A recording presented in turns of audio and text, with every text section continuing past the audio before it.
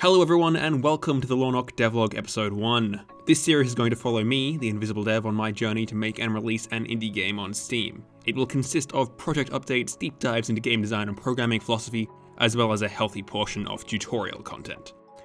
In the background you'll be seeing random video clips that I have on hand from my camera, dramatic footage of me working at my desk, and poor drawings and diagrams which I'll be using to illustrate my point. Oh, and also look out for the mandatory C418 usage. So, what is the game, you ask? Well, it's currently called Lornock. It's a survival craft farming game driven by time travel, set on an asteroid floating through space.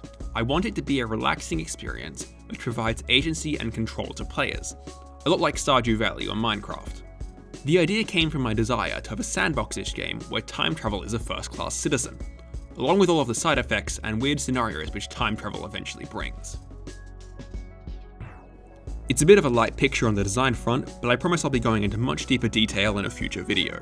Anyway, this is the current state of the project. It's a very early build, no final graphics, no animations, and very, very little gameplay.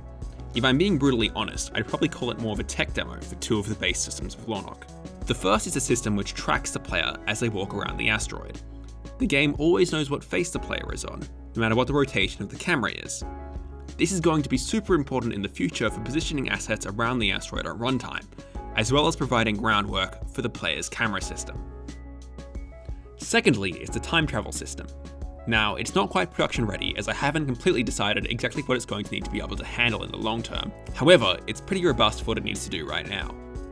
Every single thing the player does is serialized into an action struct which contains information like the world time, the player's local time, and some extra data depending on what the specific type of the struct is. All of these actions are then saved into a file and can be read/reread whenever the game is opened. I've also implemented the logic which can allow the players to jump backwards or forwards in time to see the past versions of themselves following out their predetermined courses. You can see this on the screen right now.